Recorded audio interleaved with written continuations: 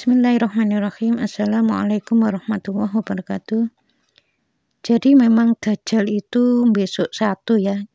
Cuma pengikutnya mulai saat ini sebelum mulai Dukhon ya, Dukhon itu muncul.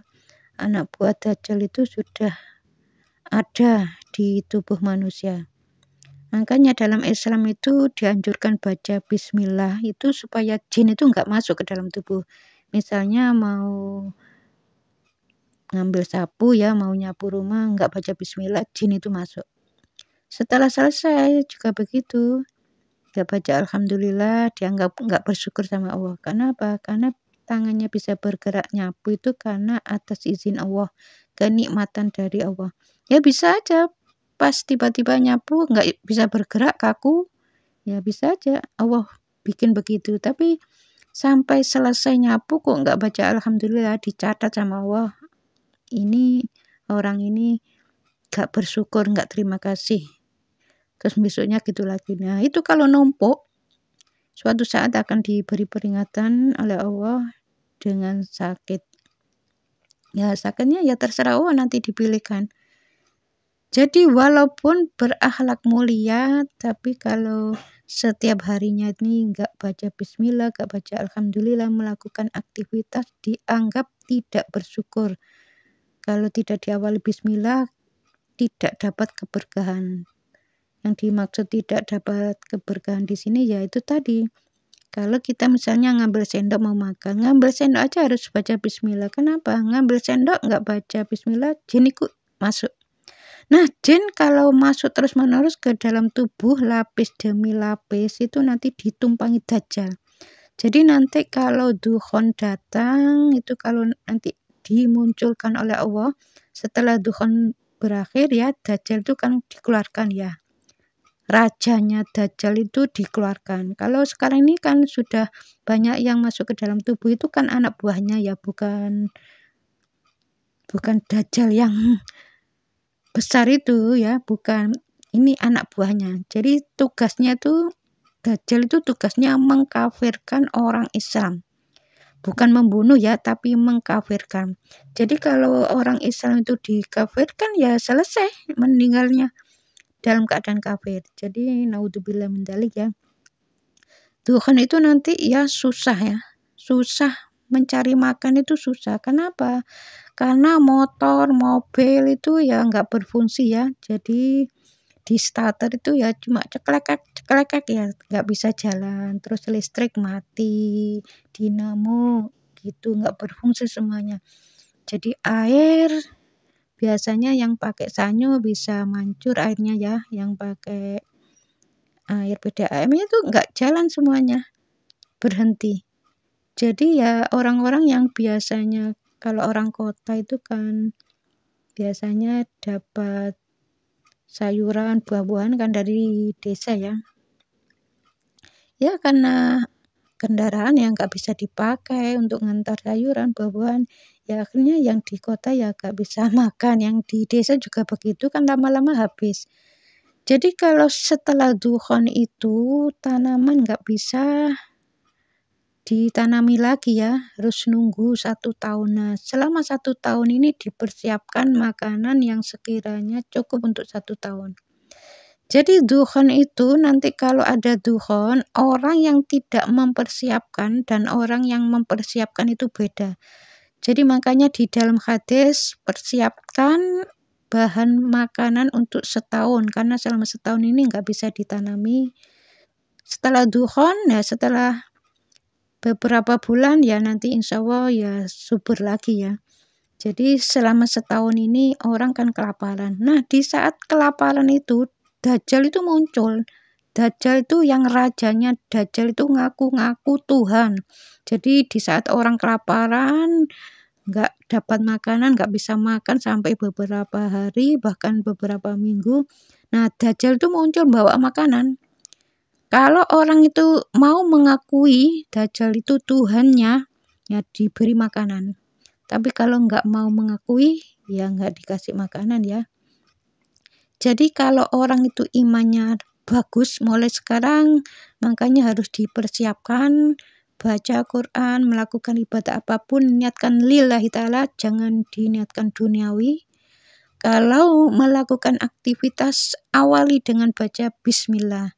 Pergi ke kantor, bismillah. Sampai di kantor, alhamdulillah. Mau pulang, dari kantor mau pulang, bismillah. Sampai di rumah, alhamdulillah. Karena kalau tidak baca alhamdulillah, dicatat sama Allah Ta'ala sebagai hamba yang tidak bersyukur. Kenapa? Dia bisa berjalan sampai ke rumah itu atas izin Allah. Dia tangannya bisa bergerak, dia tangannya bisa mengerjakan pekerjaan kantor itu atas izin Allah. Jadi kalau setiap hari cuma datang pulang, ya insya Allah nggak dapat pahala ya. Dan di situ akan Dajjal itu bisa gampang ya, membujuk itu bisa gampang. Karena orang itu setiap harinya kan nggak baca bismillah yang melakukan aktivitas. Jadi jin itu masuk. Kalau jin itu setiap hari masuk lapis demi lapis, numpuk di situ ya, akhirnya ditumpangi oleh Dajjal. Makanya dianjurkan baca bismillah itu faedahnya ya seperti itu. Jadi kalau di tubuhnya itu banyak jin, lapis demi lapis ditumpangi oleh Dajjal. Nah nanti kalau pas duhon ya, pas Dajjal itu datang, Raja Dajjal itu datang, orang-orang yang di tubuhnya itu sudah ada anak buah Dajjal, nanti ya bisa ditarik, ibaratnya seperti magnet gitu loh ya. Kalau anak buah Dajjal sudah nempel, nanti dipanggil ya tunduk. Kenapa? Karena ya ibaratnya seperti ada magnet, karena di dalam tubuhnya orang itu sudah ada anak buah Dajjal. Jadi tinggal narik gitu aja. Ya ketarik karena seperti magnet gitu loh. Jadi kalau di dalam tubuhnya nggak ada anak buah Dajjal ya nggak bisa ya. Jadi dalam tubuh seseorang bisa ada anak buah Dajjal itu satu, karena berani sama orang tua. Terus kedua, selama hidup di dunia bermasalah ya. Jadi akidahnya itu rusak. Jadi apa-apa menuhankan uang, apa-apa menuhankan jabatan. Kalau aku nggak punya uang nggak bisa begini begitu. Nah itu kan sudah menuhankan uang. Jadi kalau orang menuhankan uang, menuhankan jabatan, dia itu sudah bermasalah dengan akidahnya. Nah ini harus diperbaiki. Baca Quran, diniatkan untuk supaya kaya, supaya begini begitu, ini itu kan niatnya duniawi. Nah itu berarti sudah bermasalah di akidahnya. Nah inilah yang harus diperbaiki. Kalau enggak, kalau akidahnya bermasalah, nanti anak buah Dajjal bisa masuk. Jadi anak buah Dajjal masuk itu karena imannya yang bermasalah ya. Jadi akidahnya ini tolong diperbaiki. Terus yang kedua, anak buah Dajjal bisa masuk karena orang itu berani sama orang tua. Banyak melanggar firman-firman Allah.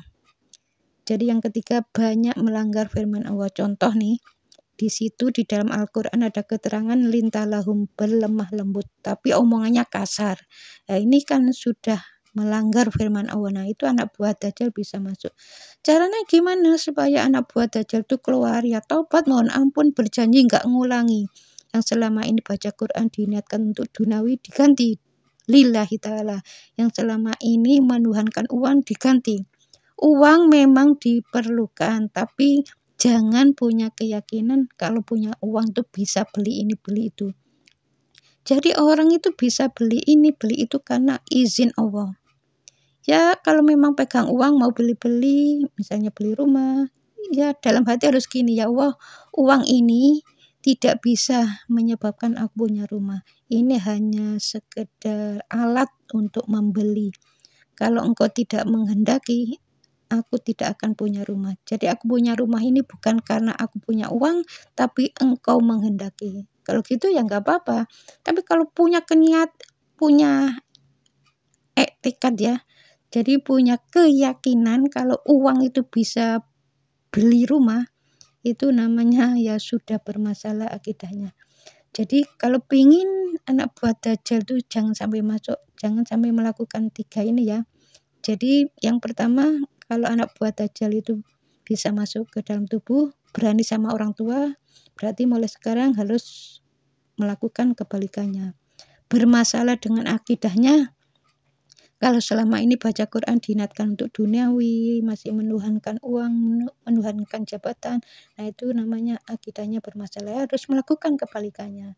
Terus yang ketiga, yang selama ini banyak melanggar firman Allah yang berupa marah, termasuk kata-katanya kasar, padahal di dalam firman Allah, Allah itu perintah disuruh lemah lembut.